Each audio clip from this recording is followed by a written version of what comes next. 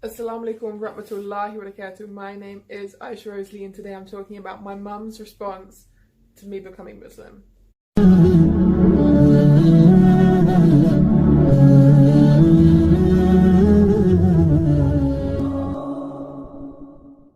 Okay, so I'm joined with my amazing mum right here. Say hi, mum. Hi, mum. Oh my god. I should mention first, this is the hijab that my mum made me. She made this by hand with no sewing machine, nothing, no experience in making any kind of clothes before. She just made it out of the love of her own heart. So I just wanted to point that out first. That's why I'm wearing this hijab. I guess my first question would be, what did you think when I started wearing hijab? Because I started wearing hijab before I became Muslim. Doesn't matter, it's just you. I just accept whatever you do. You didn't think it was like weird or anything? No, I've given up thinking things are weird. You just was accepting the fact that I put this pink hijab on my head and that I'd started walking around wearing it. Yeah. You didn't, at that point, did you think that I was going to become Muslim? No. Just thought you'd found something you enjoyed wearing and you couldn't be bothered to do your hair, so you put something on your head. What about when we went out together, like when we took your dogs for a walk or something, like, and I would sometimes wear it, would you feel weird then? Or like people were looking at us differently? Or No, because I don't really worry what other people think, so... It didn't really bother you? No, it doesn't bother me. As long as you're happy, that's all that matters to me. So I guess one step further than that, again, before I became Muslim, I started going to the mosque, just out of curiosity, the ones in London. What about then, when I said to you, there's this mosque that I'm going to go to? It still didn't bother me. If people want to believe in God, that's not a problem, is it? I don't know if you remember the first time I went to a mosque. Do you remember, like, what you said to me before I went to the mosque? No, I don't remember, sorry. You don't remember? I can't remember what happened yesterday sometimes. Because I remember I joined this group and I said to you that I'm going to go, and it's the first time I've been in this country. I remember you, like, gave me a warning. Do you remember that warning that you gave me? No, sorry. I do vaguely remember saying something to you, but what it was, I can't remember. You did, like, you were very accepting of me going, but you said, look, if you're going to go, just be careful that when you leave the mosque, make sure there's no, like, men waiting outside for you. But then that's just a general mother's concern. If you was going to a nightclub, I would have said the same thing to you. Just be careful when you leave. Yeah. My caring side of me it's my job to warn you that there might be some strange people out there. So I guess taking one step further than that, then I started learning how to pray. Mm-hmm. And then that's when things got a bit different. I even started changing the way I dressed overall. I started wearing like long skirts, covering my ankles and all this kind of stuff. And it went step by step, but I started changing even more. What about then when I was learning how to pray? It still didn't bother me. As long as you're happy, I'm happy. What did you think to yourself? Like, when I was learning how to pray, did you then think that I'm going to start taking this a bit more seriously, that I'm going to actually become Muslim, or do you still think I was in a phase at that point? I don't know. I don't think I really think. I think I just accept whatever's happening. I don't really overthink anything. Were you concerned when I started doing this? No concerns. When, you started hearing me reeling off things in Arabic and no concerns. Putting my head on the ground. No concerns at all. No. If that's what you want to do, that's up to you. Literally, like there wasn't nothing weird about it. No, whatever makes anyone happy. I personally, God is not for me personally. Yeah. I have no reason why I should or shouldn't believe. So maybe one day someone will convince me differently. Mm-hmm. But if that's the route someone wants to go down and they get comfort from it, then I'm perfectly okay with that. But what about when I actually became Muslim? When I was like, Mum, I've declared my shahada. In my experience, you have to let your children follow their own path.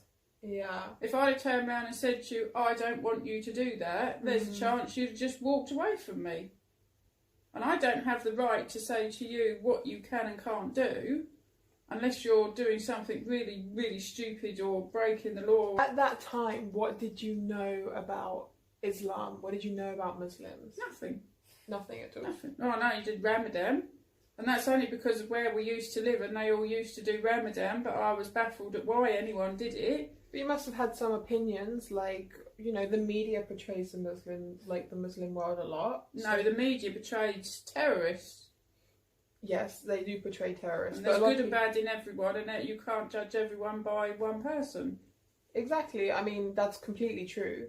But it's also, you know, some people who don't actually know any Muslims, who just see the media, they do think that because the smaller minority of Muslims they see are terrorists because of the media, like the way they're portrayed, they believe that a lot of Muslims are terrorists. So did you not, like, think that way when I...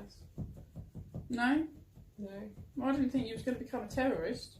Well, no, I mean, you know the kind of person I am. But you must have thought to yourself, as from my character, from the person that I've been, there must have been some kind of good in what I was seeing for me to want to follow it. Yeah, I suppose so. I don't know, really. I just thought, this is Charlotte, this is what Charlotte's doing at the moment, so we will just accept it. And how did I change from when before I was Muslim to after I was Muslim? In my eyes, apart from the way you dress, you haven't changed. You was always a kind, caring person. You've been taught to say please and thank you, to hold a door open for people and to treat people how you want them to treat you. So I haven't really seen in your behaviour, apart from you pray and you dress slightly different, I haven't really seen any change. It's not like you were some wow. So I can't say that you've become what you've become just because you found God, or whether because so many bad things have happened that you've gone, actually, there are people out there in a much worse state than me, and there's always someone worse off than you, and maybe you think you find your lucky stars and you think, well, I'll help that person. But I know you as the kid, 15 or whatever you was, phoned me up in London and said, Mum, I haven't got the train fare home because I give £20 to a homeless man. I said, why did you give £20 to a homeless man? She said, well, I couldn't ask him for change. You only had a £20 note. You then had no money to get your train home, and we lived in Cambridge.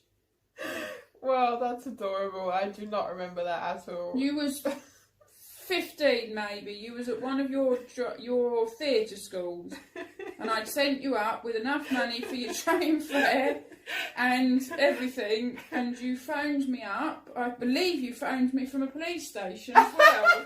That you'd gone in and you'd told them you'd got no money, and they'd phoned me, and when I got to the bottom of why you'd got no money, I ended up buying you a train ticket over the phone. So obviously, like, we went through some trauma like a couple of months ago, something that was really hard to deal with, and for the funeral I showed up in my hijab, and none of the family knew I was Muslim at this point.